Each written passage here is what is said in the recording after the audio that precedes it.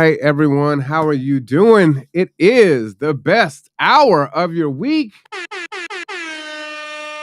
I'm your host, Marwan Cameron.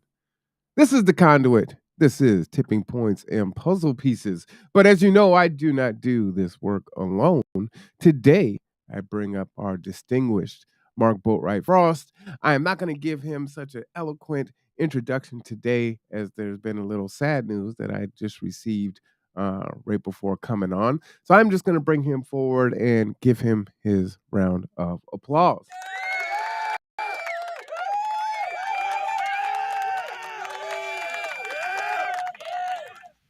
How are Hey, you folks. today? Sad and happy, and just rolling my sleeves up and continuing to work. One of our household members, our 13-year-old puppy, died last night, so it's a little somber around our house today. Yeah, it's a really And sad story, and how it took place was really sad. So it was sad and happy because he got sick 2 days ago, and he died last night. It was fairly quick. And I will tell you that from experience that having to make a choice to put a dog down is one of the hardest things on earth to do. And he gifted us the ability not to have to deal with that. And he was obviously very scared, and we were able to hold him as he died. And so that was our gift back to him. It was a time to come together and acknowledge that life passes, and that's what happens. And every moment you have on this planet, you should cherish. absolutely, absolutely. Michael says, "I'm sorry to hear that, Mark." Yeah, condolences. I know that is. I was sharing with Mark beforehand. It's like it's one of the reasons why I've chosen not to have significant pets outside of goldfish, uh, just because that's it's a cycle of life. But people deal with those things in different ways, and that's just one thing I don't really want to put into my space. So yeah. Matthew says, "I'm glad that Mark doesn't fight his own racism all the time. That would be terrible." All right. So, do you want me to start off by reading the? I actually couldn't get all of it in there because of the limitation of the text. There's So two parts there. I'm gonna pull it up and read it, and see if where we start from here. Can you please expand on that a little bit? Oh, you mean I'm Matthew? not entirely certain, Matthew. Yeah, I'm not entirely certain what you mean by that.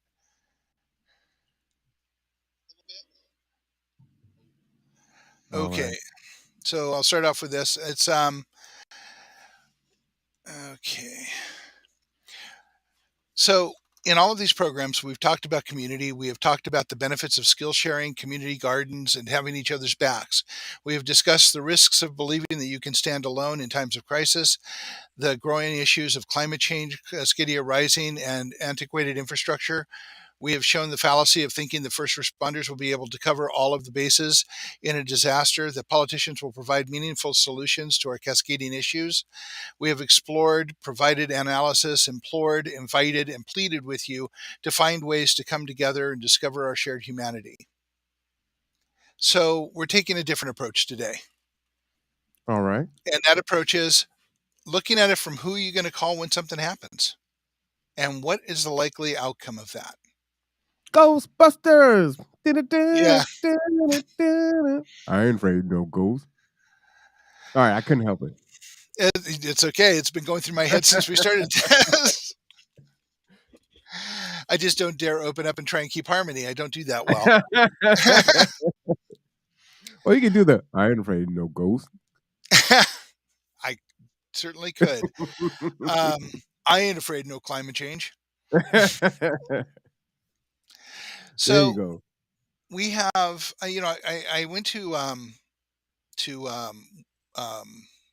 Winco last night, and I ended up talking to one of the produce people because I've been looking for yellow Yukon Gold yellow potatoes. Um, and I said, so why is it so hard to find them suddenly? Why is this there? And he says, well, it's getting harder and harder to get produce. I said there's a blight that started in Mexico and is going up the east coast of the United States that I wasn't aware of. That's basically killing lettuce and iceberg lettuce right now. You know that stuff that you kind of look at and think of as lettuce, but you kind of tacos a Taco Bell lettuce is $4 plus a head Mm. because lettuce is really hard to get. Potatoes are getting hard to get. What we're seeing, and I don't want to be one of those people that everybody looks at and goes, "Okay, you have one example of one thing, and suddenly, wham, you're making this into a huge thing." I have lots of examples of lots of things going on with agriculture. California's water issues, the fact that almost 2 decades ago, the state of Chihuahua in Mexico started lost up to 80% of their agriculture due to desertification and water issues, which caused an outmigration of over 100,000 people to Juarez, which created the crime rate in Juarez. And social issues that the government of Mexico tried to deal with, and it did actually as much as any I've ever seen. But we have a crisis.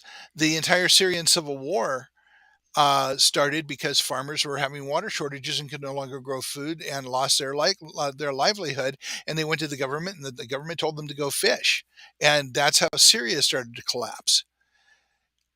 Food shortages, the ability to grow food is going to be the crisis of the century. It is. We have climate change. Climate change is causing situations to change where food is not longer being able to be grown. We have rivers like the Mississippi, which is food transportation and agriculture that are drying up and unable to reach their destinations anymore. We have the Colorado River that hasn't gone to the Mexican border in decades, and water and food are linked. They can't be unlinked. You cannot have food without water. Strangely enough, you can't have life without water. So when food shortages start happening, who are you going to call? When the food that we have imported to the state, which is almost all of it, starts drying up, who are you going to call? What are you going to do? How are you going to survive? That's an excellent question. And, So I saw, you oh, know, go ahead. I was just going to say, I'm in a position where I don't pay too much attention to the prices. I mean, if they're pretty starkly, change, I'll recognize it, but I don't do most of the shopping as the team does. Um, but I know that food prices have been. It does impact G2, for sure. Um, but looking at all of the different foods that are increasing, whether it's chicken or beef and we're talking about staples, right? It's kind of that what's that saying, crabs in a pot bringing it to a boil, and it just slowly increases, and you learn, and then all of a sudden you can't maintain anymore, and folks are just falling off the side of the ship all the while, and you're so busy trying to hold on that you don't recognize that everyone's falling off. And your and your nails are starting to break off as you are starting to Yeah. slide too. We are in this together. We are, whether we like to believe it or not. So it's time to look in a bloody mirror and determine if determine when the crisis is big enough, the pending crisis, the real crisis, the crisis now is big enough to get out of your comfort zone and start working with other people to figure out what you can do locally for yourself and for your neighbors and for your community. Because there are solutions that are community based that you could be doing right now that will prepare you for the future and create friends and relieve some of your own resource constraints. I mean, community gardens. If people all got together and shared the purchase of soil and worked together and bought seeds, and the gardeners in your neighborhood got everything organized and everybody came together to weed and everything else, but everybody got a share of the food, that would reduce your food costs every month, and it would improve your food security for when things get scarce or there are problems getting food, which we are seeing daily is an issue. More importantly, we're seeing things like, the EPA did a study on broccoli about 7 or 8 years, not broccoli, spinach, about 7 or 8 years ago, and they determined that out of all the spinach they bought from organic and non-organic produce across the country, 87% of it was showing toxic levels of cadmium, which is a heavy metal. Mm. So, you think about that and go, well, okay, so why is spinach getting heavy metal? Well, you have to understand that most of the spinach comes from California, and California has drained their aquifers. Now, heavy metals naturally occur in aquifers and most deep water sources, but they sink to the bottom because they're heavy metals. And when you drain the aquifer and you're sucking the water off the bottom of the aquifer, you're soaking the heavy metals up. So it's not only cadmium, it's arsenic, lead, mercury, and other heavy metals as well. But they test one thing for one thing. They're not looking at the total, how the dots connect.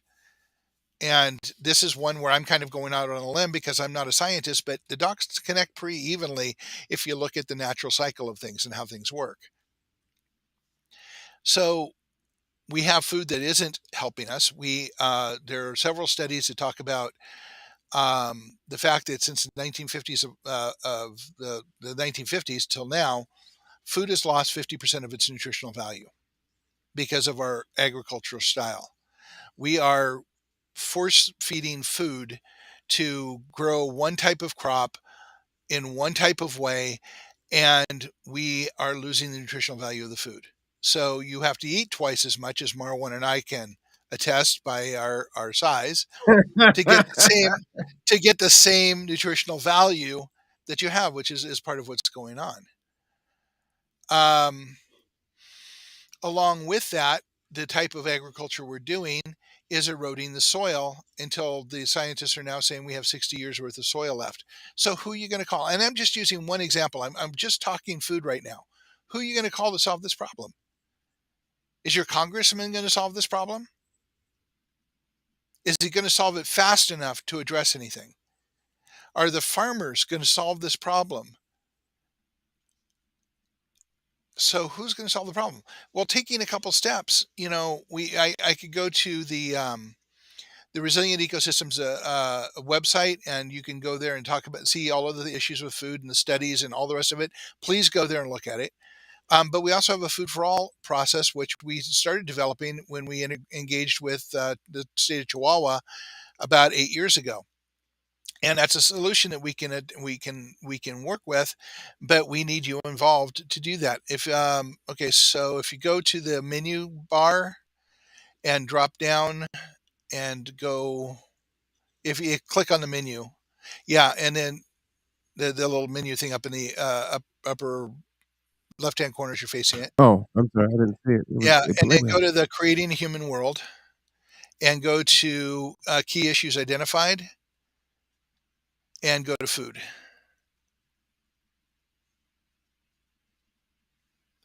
Okay, so we talk about food here a lot, but down at the bottom, there's a bunch of articles you can go read for yourself so that you see that this is just not us spouting off things. This is, information that is showing up everywhere.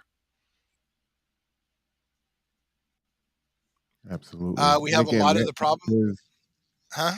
www.reseco.org. I'm gonna go ahead and put that in the chat. Go ahead.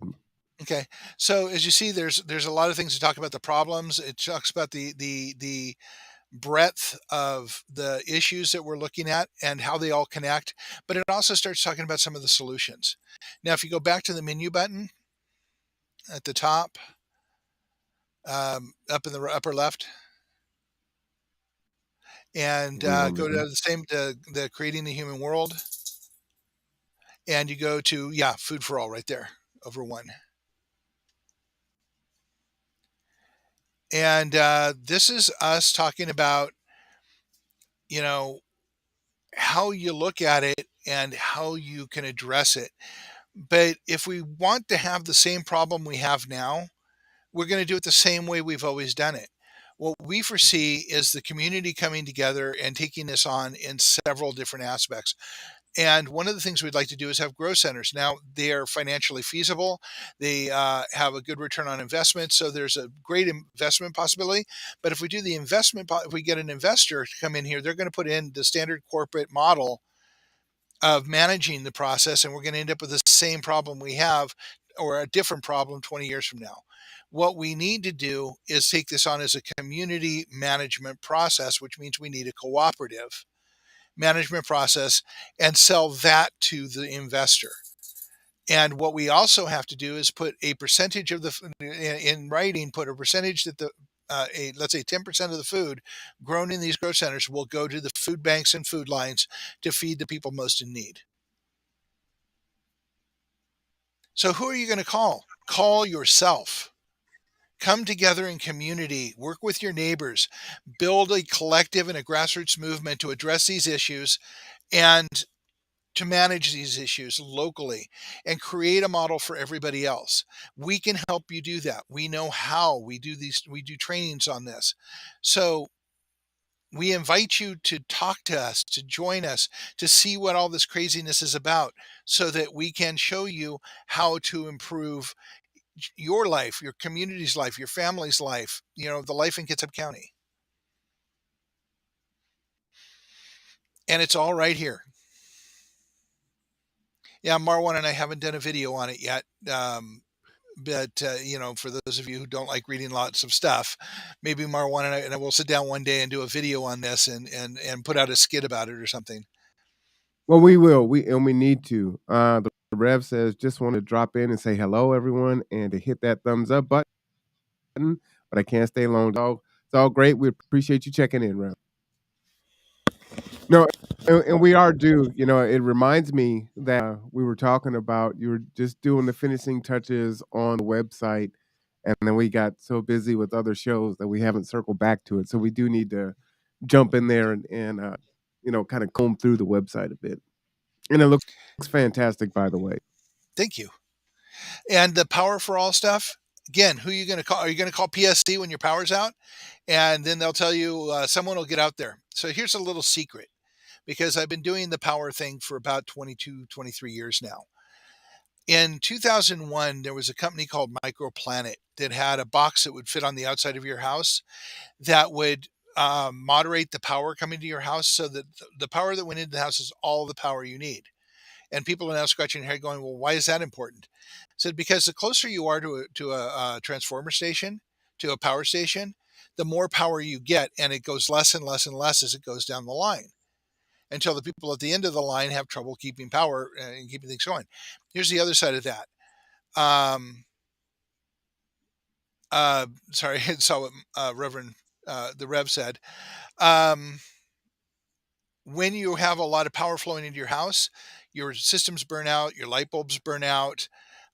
You're getting more power than the units need, and so unless you have really good power control in your house, like good power strips and such, your stuff's going to start burning out, and you're going to have more pop. So it's going to cost you more money.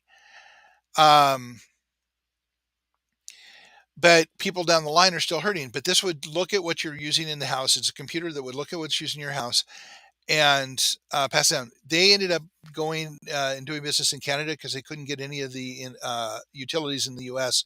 to be interested in it. It would also send wireless information to the company to give them. Another software package that was available was basically a utility management package that would tell you exactly where things are starting to fail, so you can go fix them beforehand. And the major utilities passed on that package as well, because it was easier for them just to send crews out after it did fail. Mm. So our utilities are for profit. They don't want to spend money on things that they don't need to spend money on, because it minimizes their profits.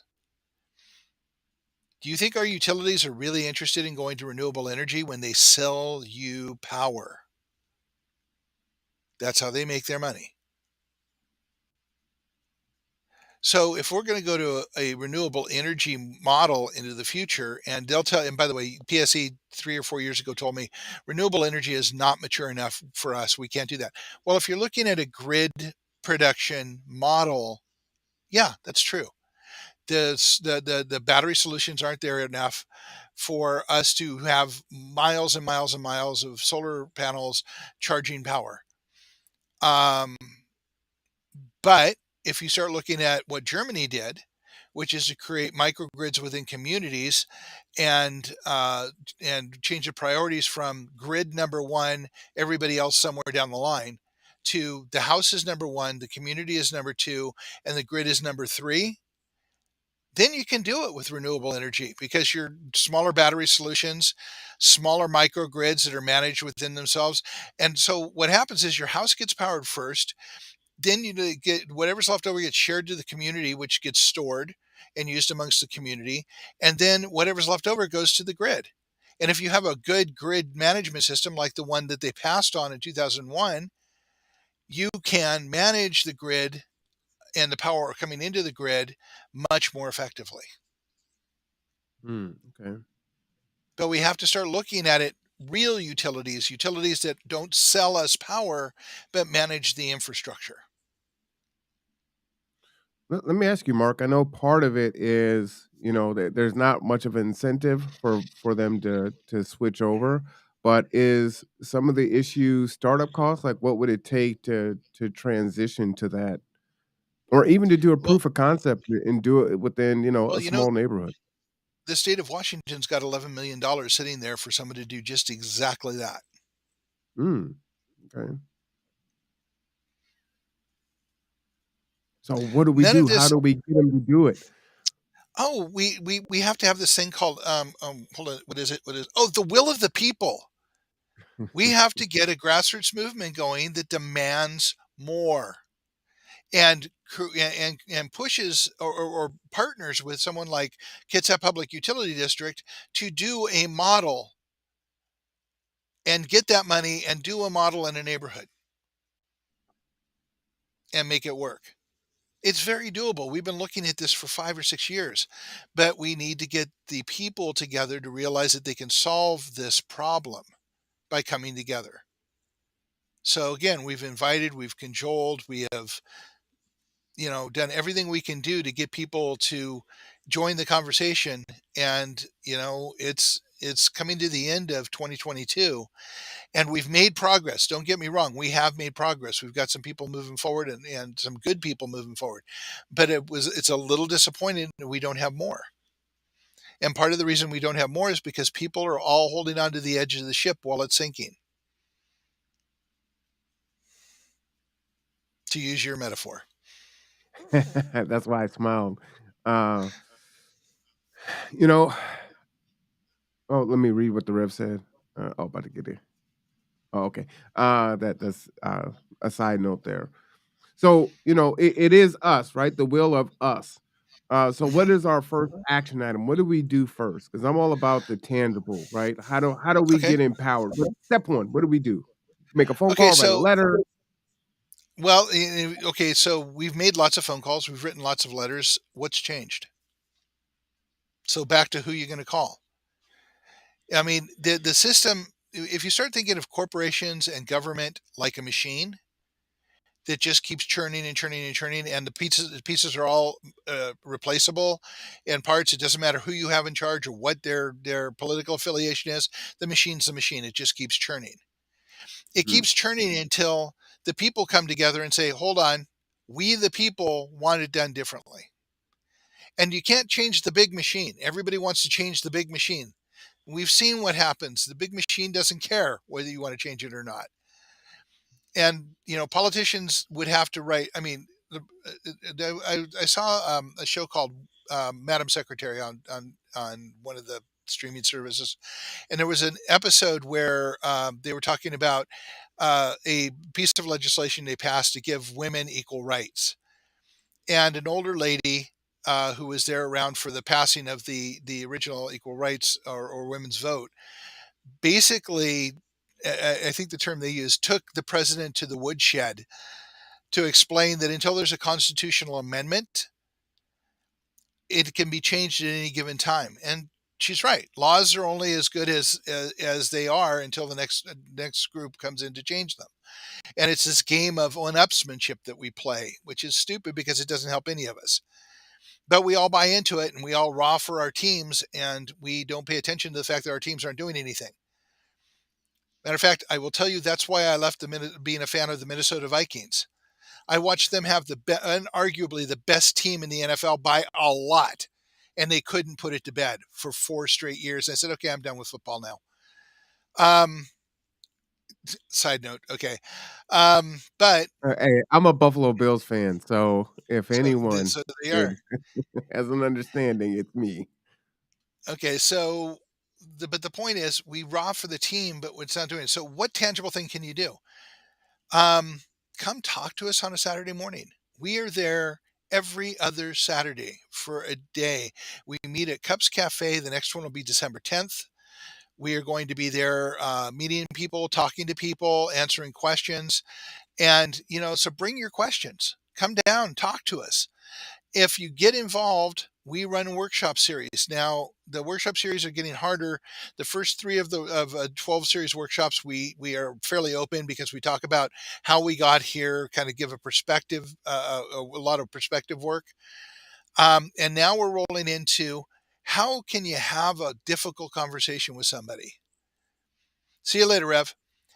How do you have a conversation with that neighbor that you think you don't like, but you don't really know?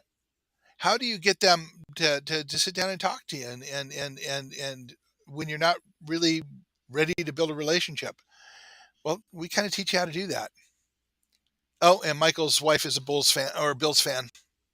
Oh, that's awesome. So, we teach that. We teach that, but this is how it works. You have a neighborhood, come talk to us. We can help you figure out how to connect with your neighbors and start this conversation and show them where the benefit is for them. It's a pretty easy conversation when you're doing that way. Marwan and I spent all last summer throwing parties for people, for their neighborhoods, to have these conversations, to get these conversations going. We need what we call community ambassadors, people who come from their neighborhood to learn how to begin the conversations, to completely understand the benefits to it, and then go back to your neighborhood and have a conversation. So how's this going to change everything?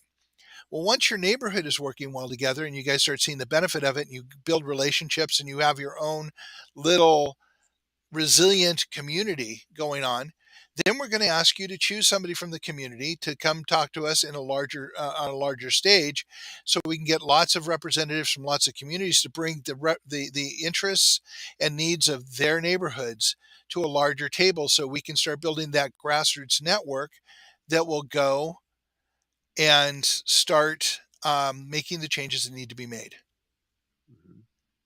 Is that a tangible for you? That's a tangible. So give them the information. You teed it up.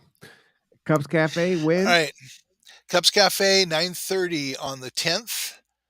That will be the last one of 2022. And the workshop will be at the downtown branch of the Bremerton Library at 11:30 till 1 o'clock, until the branch closes. And that will also be the last workshop of 2022. They will begin again on January 7th. And what time was that at the library? 11:30. So we go from cups from 11. 9:30 to 11, and then we meet at the library at 11:30 and start the workshops. And I think Michael will say that, yeah, we roll up our sleeves and do a bunch. All right, just typing that in the chat there. Shout out to the library. Yep. And then coming up in early January and early February, we are in conversations with Cups Cafe to open one evening in January so we can screen the movie Soylent Green. Awesome. Are you familiar with that movie?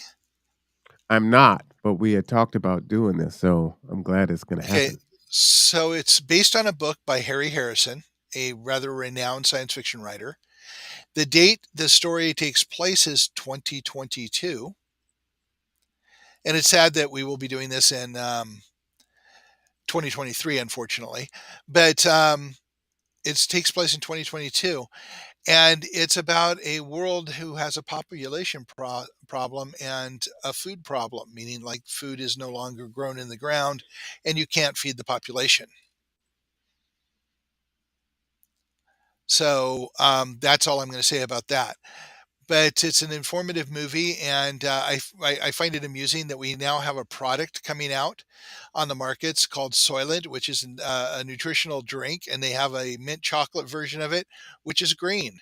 So yes, we have Soylent Green in 2022. Also, as we talk about these issues, the USDA just passed the approval of one company providing a chicken based lab grown meat for sale in our supermarkets. So just think about that for a little bit. Wow, that doesn't say that again, that just doesn't sound appetizing. It is a chicken based lab grown meat. So, lab chicken will be showing up on supermarket shelves. What is the chicken base from? It's I don't chicken even know meat. I don't know if I wanna know the answer to It's that. basic. I think it's, I don't know for certain, but I think it's like cloning chicken. You're just cloning the Oh, meat. man. So you're able to do that, and I got to tell you, being a science fiction fan for most of my life, it just creeps me out. But people are trying to find scientific ways of addressing pending food shortages. So we will see. Anyway, so Soylent Green's coming up, and we are looking at early February to do a screening of Shockwave, the Okay. movie that is the documentary about Cascadia Rising that gives all the facts and figures and the science behind it. So those will be showing up on the Kitsap Resiliency Project page on Facebook.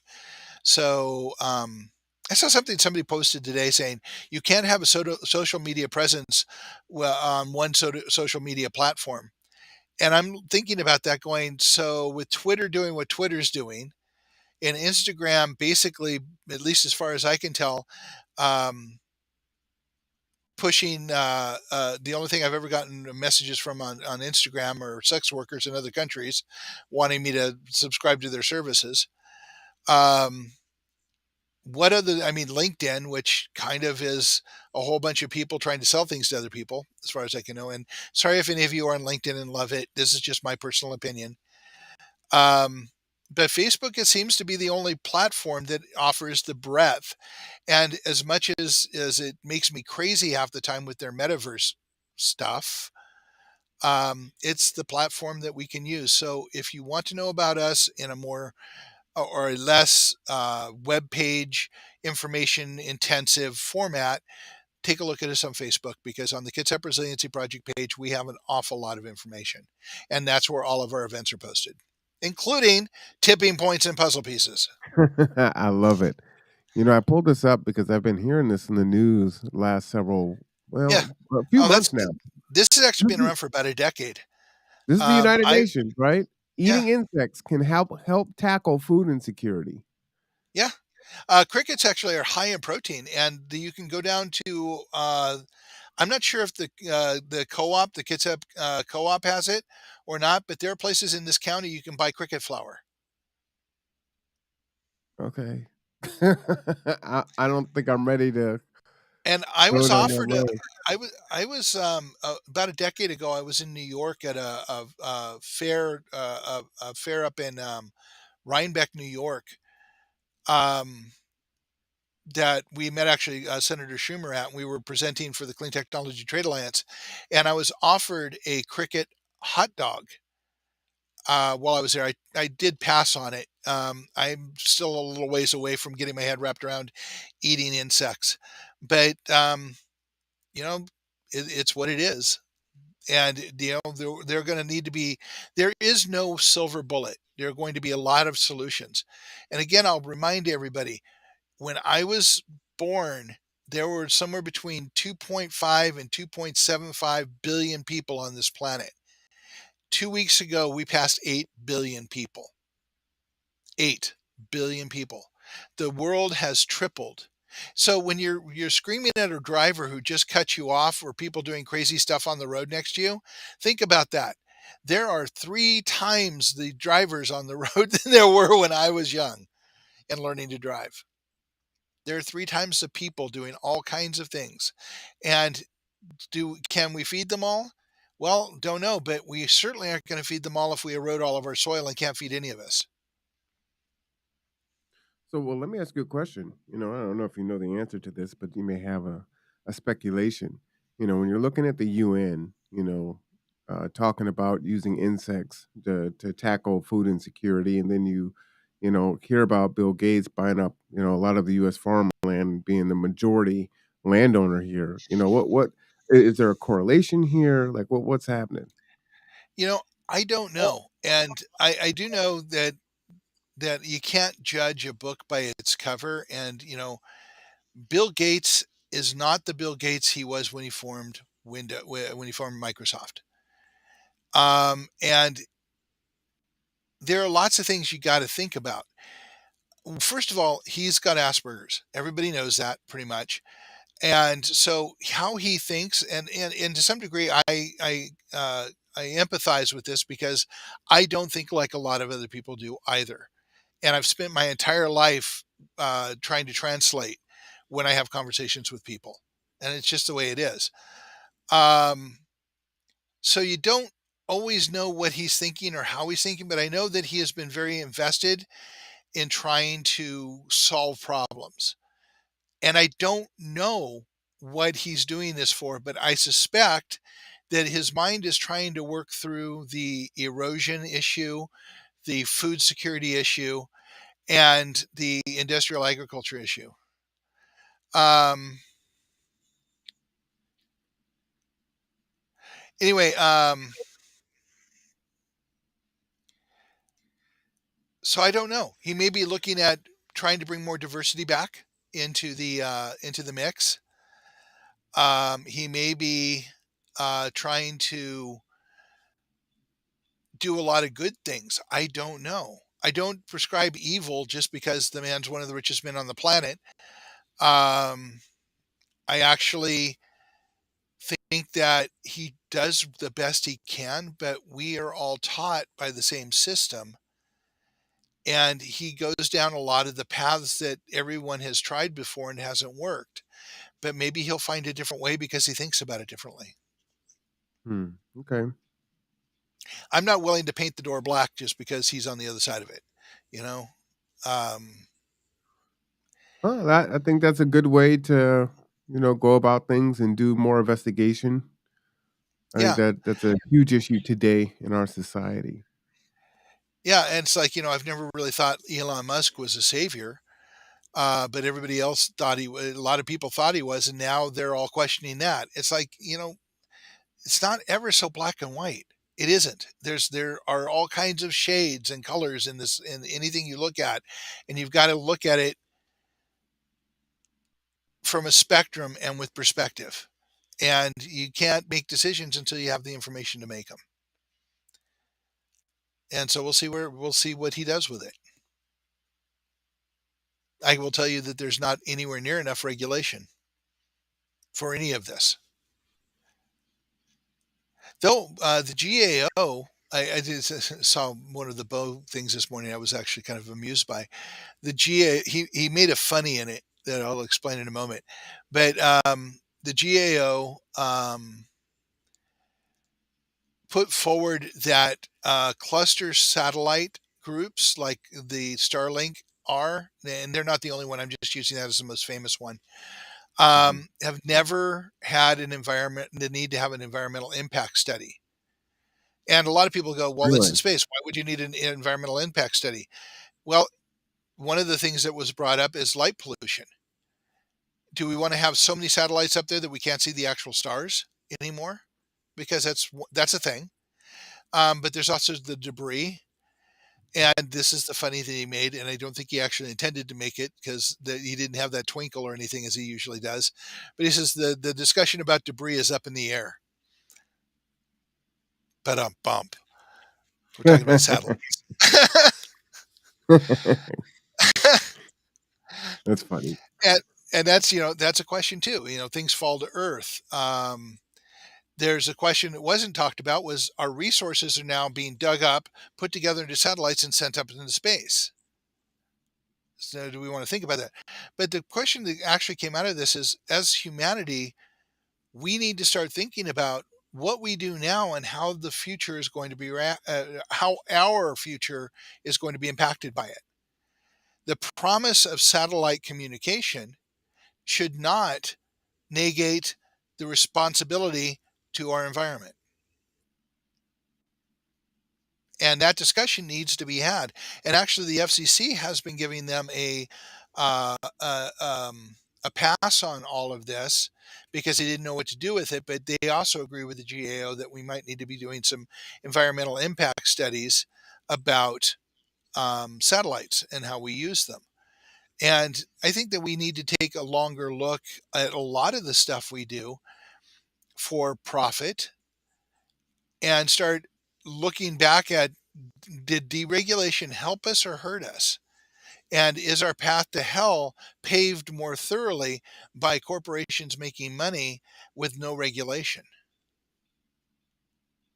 We're using the resources of this planet like we had 1.7 planets. We only have one. So, where is the thinking about how we shift away from that?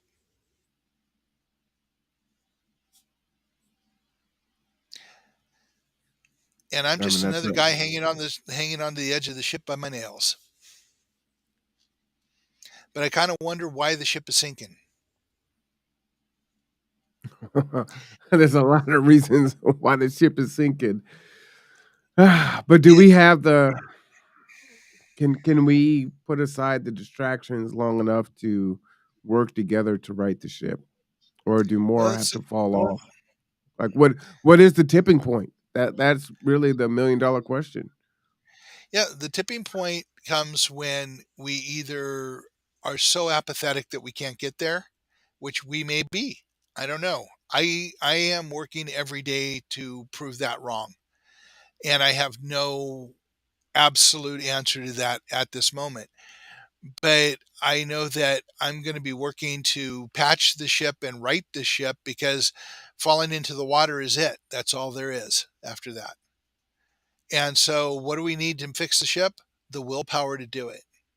Together we can, but we need the willpower to come together.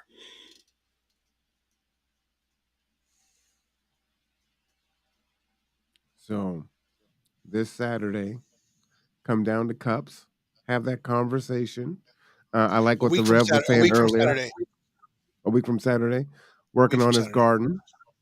Yeah. What else can people do in the meantime before they show up Saturday? Go talk to your neighbor. Ask him to have a cup of coffee. Ask him over to have a cup of coffee and just find out who they are. What does it cost you? A cup of coffee and an hour or two of time to hear their story. It's the greatest gift you can give somebody is to hear their story. I should let me change that slightly. Hear their story without judging them. Hmm. Okay. Let's see. So have I put have an intentional conversation with your neighbor.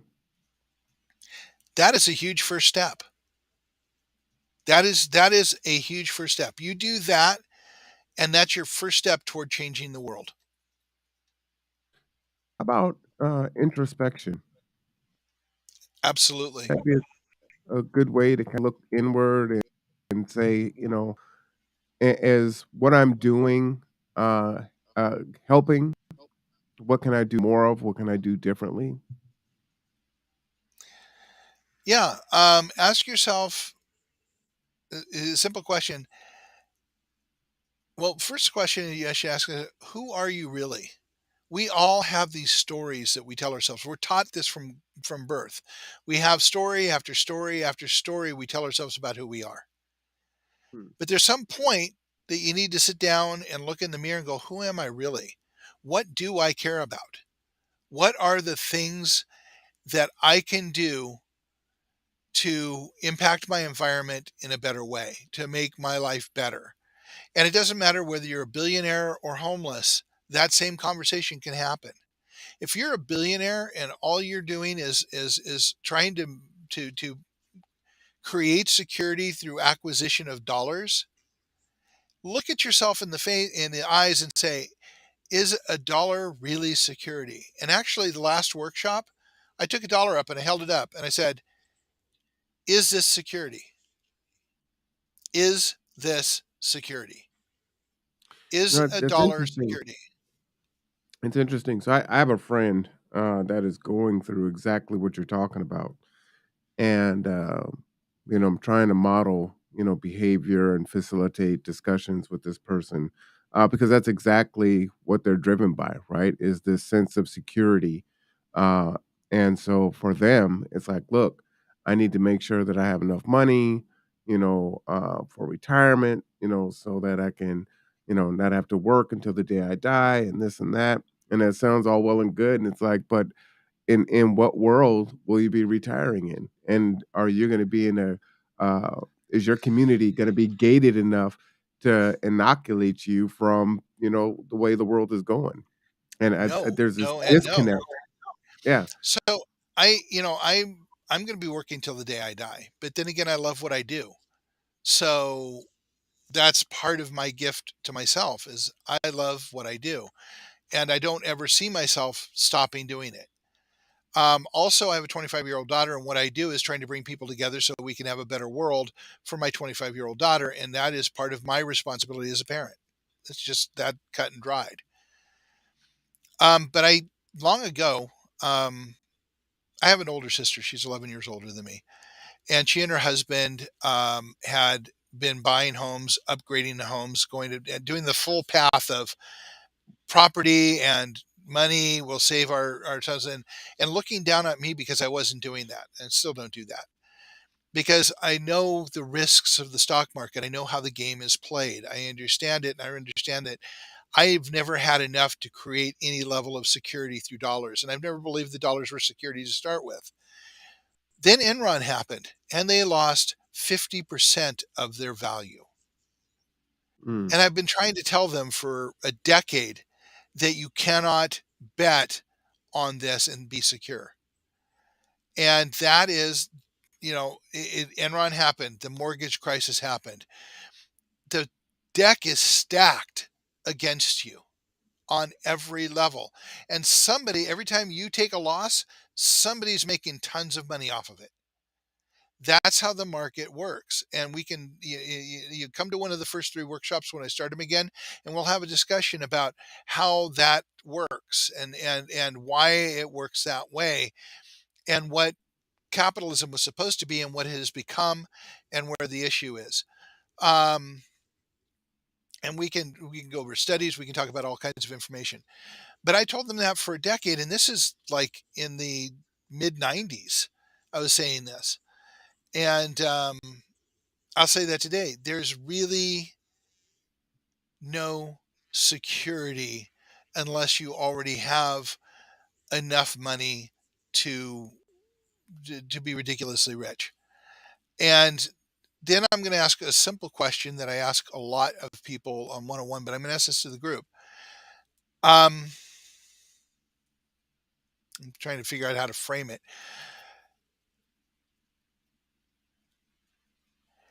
If money is not security, what is security? Security believing that you yourself can stand alone against the masses and survive and thrive.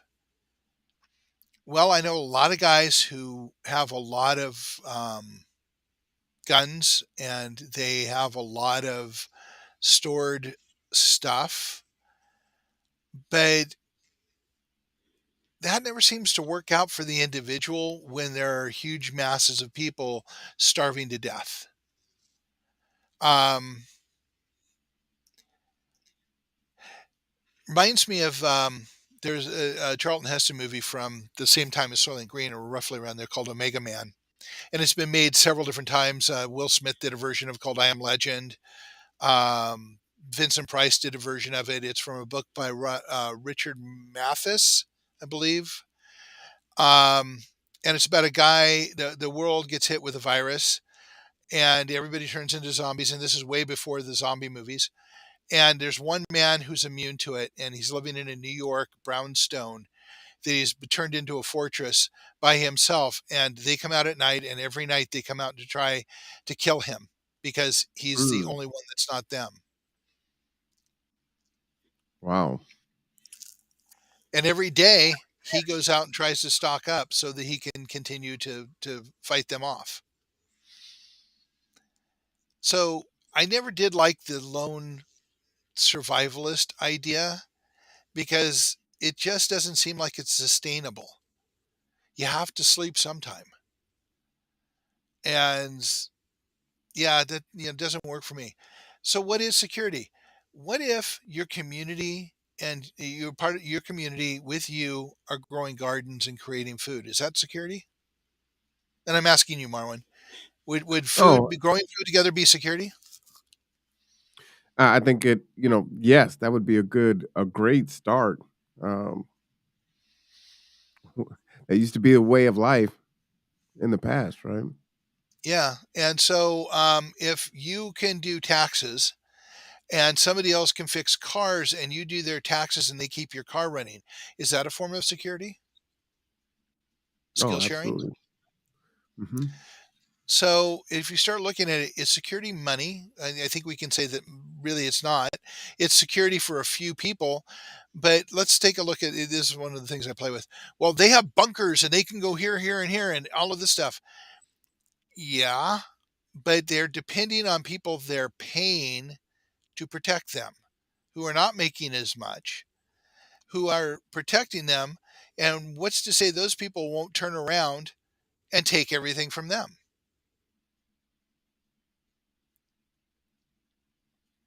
There is no security in money because there's still people that you're holding it over that you depend on to protect you. No, I kind of think the answer to that question is, if I had the money, if I was wealthy enough to buy a bunker, would I? Probably, I would, and I'd probably stock it up. And I believe the thought process on that would be, look, I can't change the minds of everyone. I don't know when this tipping point is going to happen. I got to try to hold out for as long as I can, and at least that makes me feel like I'm doing something right. So I could grow a garden, right? And I'm talking about if I'm wealthy enough to have a bunker, not the average Right. person that's watching the show. I can stock up for 5 to 10 years, and if I can get into that bunker, and I've got the recyclable air, I've watched a lot of YouTube videos on bunkers, and I can make it 5 to 10 years, whatever happens on the other side of that 5 to 10 years, I'll deal with it then, but at least I feel like I was empowered to do something, right? We tend to live in this fantasy world, right? Where it just wanna give ourselves some kinda sense of security.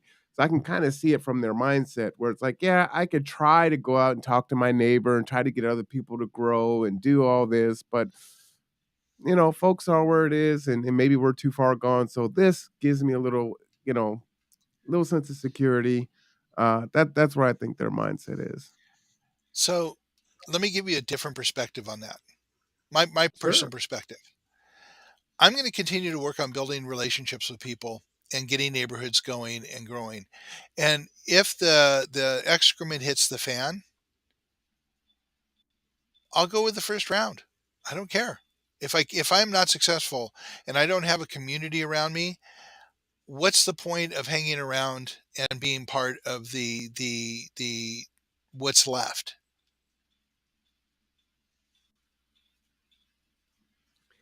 Well, it's that holding out thing, right? You're gonna get rescued. By who? Who are you going to call?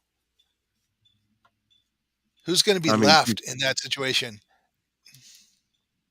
the new government that is created with lesser people and you know now there's plenty of food and all these things have been resolved or it's Yeah, just and like-minded people that are left alive and now we can there's an abundance. yeah, or they're going to come and try and take yours. Um, But but would they any have way to you if it look went at from it, 8 billion to 4? right? And then, or you could find that there's a whole bunch of communities around that have been thriving while everybody else has been hiding. True. And so that's, to me, security is community. As human beings, we are wired for that relationship. We are wired for tribalism. We are wired for community, but we are trained and indoctrinated against it.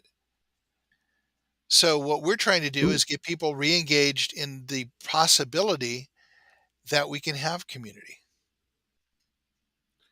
I wonder, if we could get some folks that have that viewpoint in a dialogue and have that conversation, right? So we can find common Love ground to. and see how we can work together on that. So if Matter you're of fact, listening out there's a there, good the track of opportunity the on the tenth, 10th. yeah, reach out, Yeah, there's a good reach out. opportunity the We 10th. want to Let's have that talk. conversation. Yeah, Yeah, I am understanding not and the change yeah, breed change. yeah. I am not the savior. I am here to help people lead their own communities and to give them the tools to do so. I am not Martin Luther King. I am not John F. Kennedy. I am not, any of the multitude of leaders we have had. I am at best a teacher and somebody who helps with perspective. But we need to come together and figure out how to do that. And what I can do is teach you how to find that.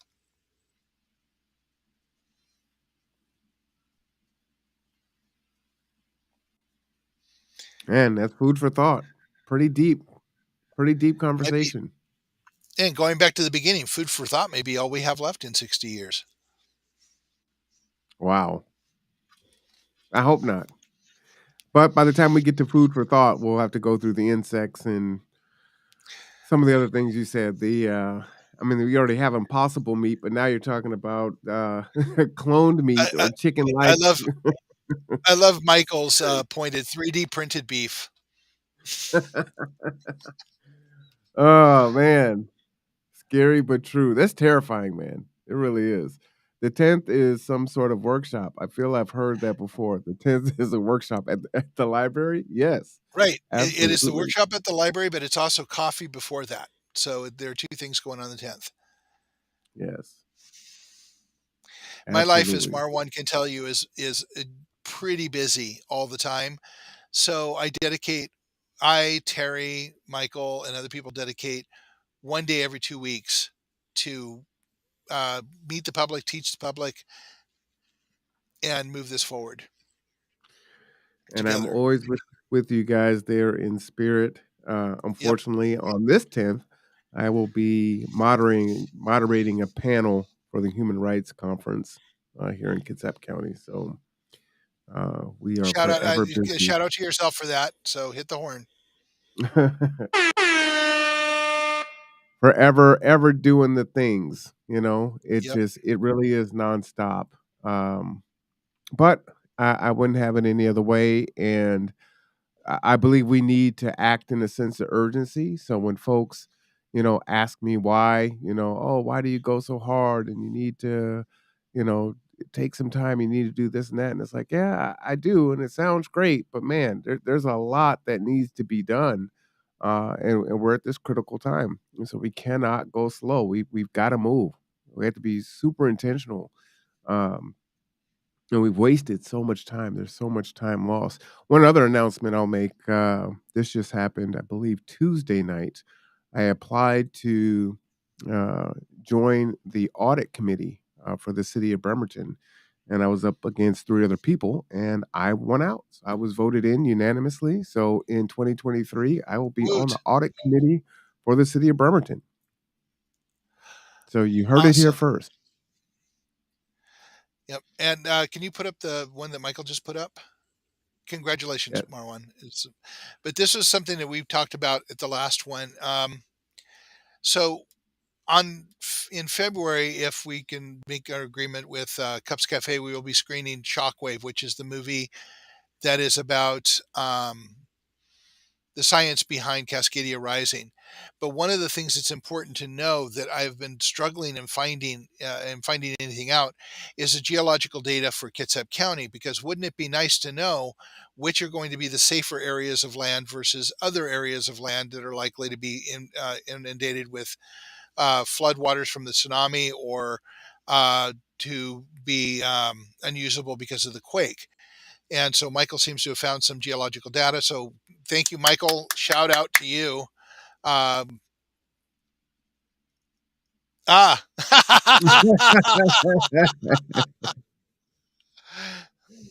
I know. we I can say only I hope. might. If I think I speak out too much to do that. I don't know if I can get enough votes for mayor. We'll see though. We'll see. Anyway, last word, Marwan. I said a lot today. Whew, the last word is it is time now.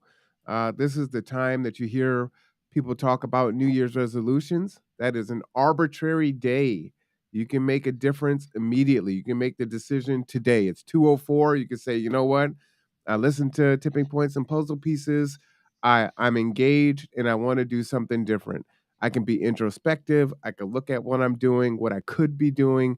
I could go out and have an intentional conversation with my neighbor. I can come out to Cups Cafe on December 10th and I can get that ball rolling. And if you don't like the way that the world is, then have the temerity, have the unmitigated gall to be a change agent for what you want to see for yourself, for your family, for your friends, and society at large. Amen. All right. Well, with that, that is Tipping Points and Puzzle Pieces. We'll be back at 3 p.m. for our housing conversation and tonight, the CK board meeting. Until then, for Mark Boatwright-Frost, I am Marwan Cameron. This is The Conduit. Have a wonderful